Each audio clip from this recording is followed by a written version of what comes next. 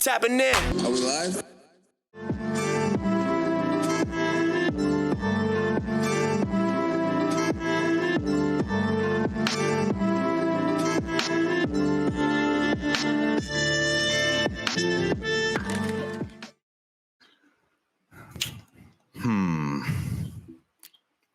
Where to begin? This one is yeah, this one is interesting, man. The replacement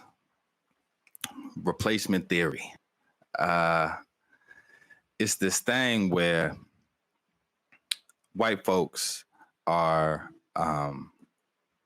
worried about being replaced. And as a non-white person, I gotta say that's never been a worry of mine. So I'm kind of trying to put myself in somebody else's shoes, someone else's perspective to understand why this is not only a real thing that people are worried about, but also like something that is has snowballed into violence in several different spaces. It's a lot to attack and encounter, and at the same time, there's an element of it that I don't want to say is light or is funny, but I'm struggling with it. Zoe, help me out. So to give a full background, what my brother is referring to is the Great Replacement Conspiracy Theory, which was developed or brought to light in 2010 by a French author, Renan Camus, and essentially does speak specifically on those points that you touch on, Miles, which is that there's a theory that has been prevalent over some time that the majority, specifically within European and Western countries, are going to be reduced to minorities by the current minorities of those places. And in that, they'll see a dwindling in their privileges, in their rights. Why this is particularly interest right now seems to come from the Buffalo shootings that we had covered in March this year, February this year, where a young white American walked into a It walked into a grocery store and killed 12 people.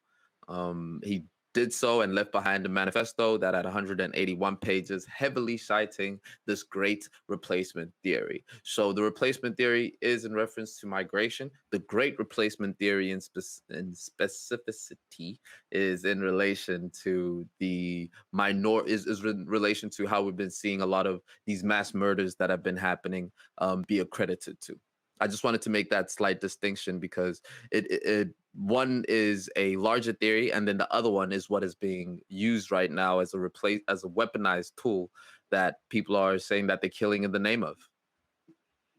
Yeah, and I appreciate you for bringing in that most recent example of the Buffalo supermarket shooting. There's an El Paso Walmart shooting in 2019 that folks might remember.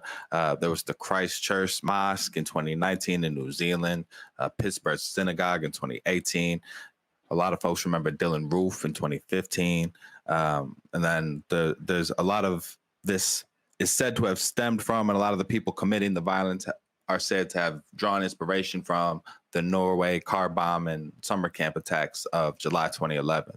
So this is something that's been going on for over a decade at this point, and building to these very serious incidents of violence. As I mentioned earlier, I'm struggling with it because my immediate way of understanding this is like certain white folks are terrified of becoming a minority, right? Like that's their greatest fear. But why? Right? Because of how they've treated minorities. Right? Like being a minority population isn't an inherently bad thing unless the class above you is oppressive.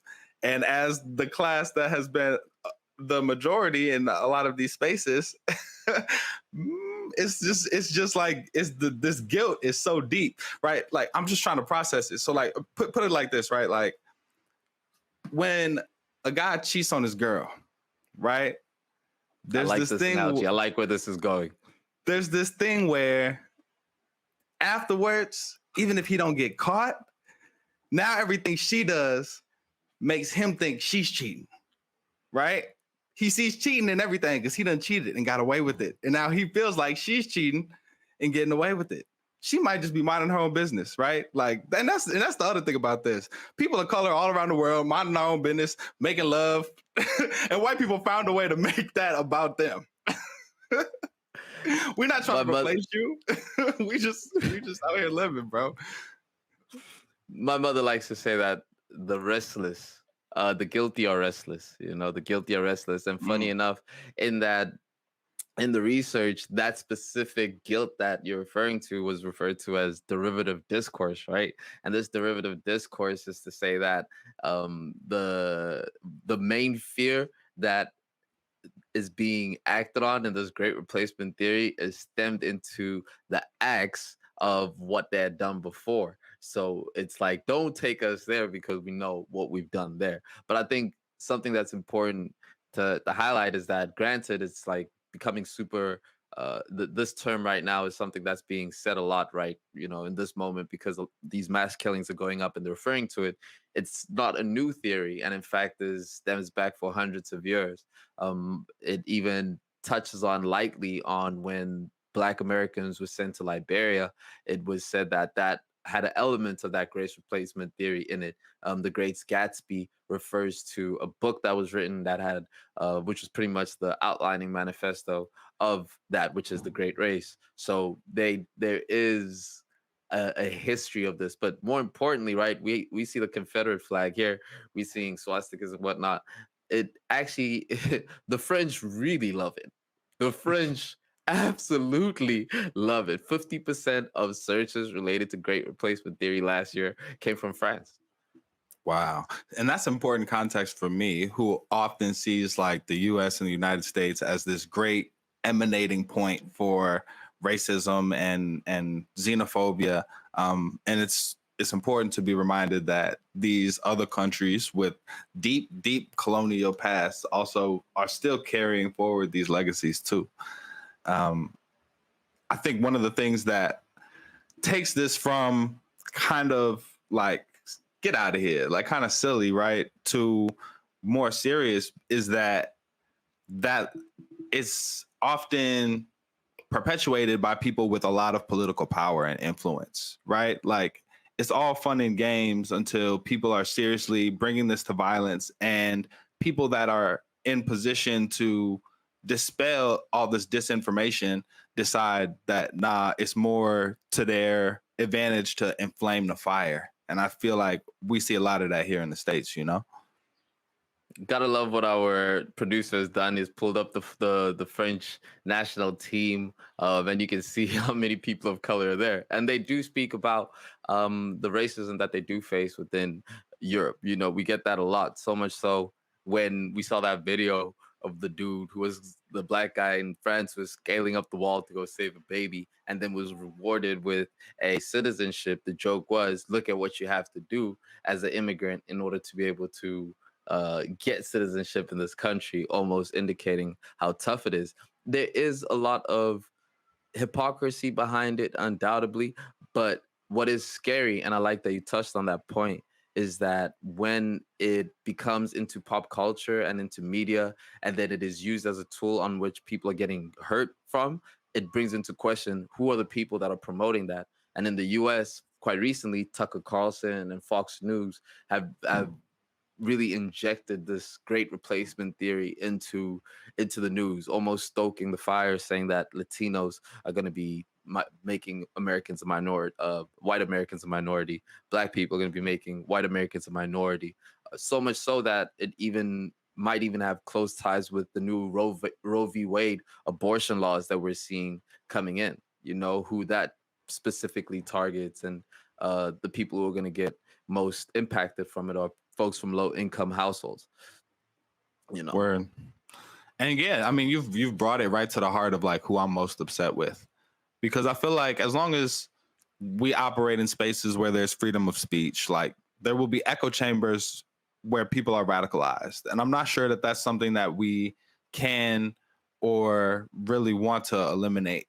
That's a discussion for. I'm happy to have that discussion too, But it's like when people with power and influence validate and perpetuate these conspiracies that are so closely linked to violence, it tells me that they care more about securing votes or care more about securing viewership in the case of a Tucker Carlson, than they care about the lives of the people that the most extreme constituents are going to take. So like I see it like if their thinking is if I make a statement that gets 30 people to vote for me or to watch my show, but it gets 10 or 11 people killed, I'm cool with that. That's how I see these politicians and Tucker Carlson. And like I think, and those are the people that need to be held accountable in addition to the people that are doing the actual violence. So, what do you think we should do with your Tucker Carlsons and with your Alex Jones, who famously after the Sandy Hook murders, where a bunch of young children, about 15 kids, were murdered, right? Said it was fake, and those parents went on to have said that they got harassed over some of the comments that Alex Jones had made. Now you hear it with Tucker Carlson, who is stoking these fires of, hey, great replacement theory. What should be the responsibility? What should be how do we hold them accountable? Yeah, you hit on the key point I think in this discussion, which is that they said it was fake, right? Like that no matter what, like people aren't gonna. I don't know if I can think of any evidence linking this type of rhetoric to these acts of violence that would actively convince people to hold these people accountable. And that's like me being cynical, but it's also just like I don't see it. I don't see our pathway to taking what we know about these incidents and what we know about these political pundits and making the people that already follow them care. But I think it's important for us to still name what we see happening, because it doesn't take that much to do the right thing. Like there are Republicans like Liz Cheney that I think understand the gravity of what you're doing when you're not when you won't disavow or claim a statement that might incite people to violence is false, because it doesn't take that much, right? If a big news source like Fox News just had a few more people like that to stand up and say, look, even like, all right, I'm putting on, so nobody takes this out of context, I'm putting on the voice of a Republican right now, but if I'm saying as a Republican, I believe we need stricter immigration laws, but intentional replacement theory is bullshit, right? And violence against civilians won't secure political power for white people. That's what I want to hear, right? And what does it take to get people to understand that that statement and saving lives is more important than, or is more beneficial to society than their votes and the money? And it's just, I don't know how we convince them of that. It's quite terrifying, and especially because what you're referring to now is this gray area, this middle line where there's a lot of room for all of us to be present on. You can want to have stricter immigration laws, but also believe that great replacement theory doesn't make any sense. And why everyone should be somewhat why this should matter to everybody is because at the core of this theory is that in order for you to succeed in changing the immigration laws and upholding the right metric of who is supposed to not be replaced, right?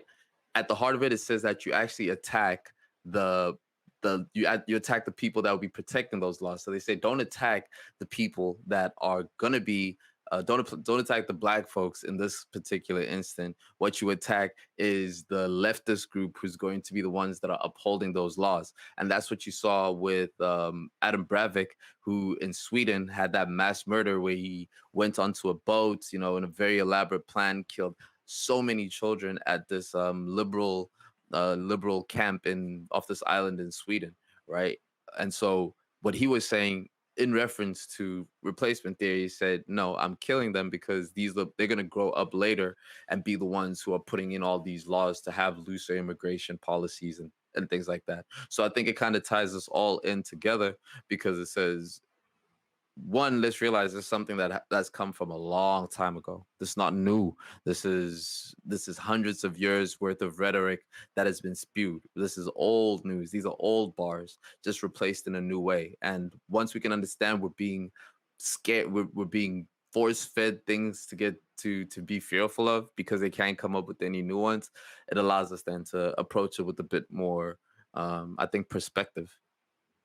Yeah. Well, I deeply appreciate you for even just saying that, because that brings a little bit of clarity to it for me, where yes, like if we can all identify that the way that we're taking in information is not allowing us to have a proper conversation and is not equipping us with the facts that we need to continue to have a conversation, then we'll be in a better place, right? And it's crazy also because like I want like I can have an ideological discussion about somebody who disagrees with me across on these very same issues, but like and like for sure, like I don't want everybody to think the way that I do. I definitely want there to be some little white boy who still gets the right to have a right wing ideology, but I just want him to know to draw the line at murder as a mean of perpetuating his privilege. That's what I'm saying. Definitely do not perpetuate your privilege by murder. We do not at all support that. But it doesn't just limit, it's not just limited to folks in America. We spoke about how this is quite prevalent in Europe, and um, it's important because denial of Islamophobia is also part of this great replacement theory, and that's also something that people see a lot. And that denial is to say that people are denying the fact that Islamophobia is real and that it's merely just a tool that is used so that people can have sympathy. It's meant to bring sympathy, and is will apply what they call these ideas of demitude, where you over time have your privileges shrunk and you have all your rights as a white man shrunk. Keyword being shrunk. And so that keeps happening, and so they're denying Islamophobia. So there's a lot of tools that are used as part of this great replacement theory. It's not all out overt as I don't believe people of color, black, brown people are going to replace us. Let me kill them. Sure, that's a part of it. But there's also, like we said, other layers to it. Let's kill the people that are going to be protecting and creating laws that would allow that to happen. Let's dehumanize people. Let's not believe in Islamophobia. All of those things are part and parcel with this great replacement theory. So it's bad, okay?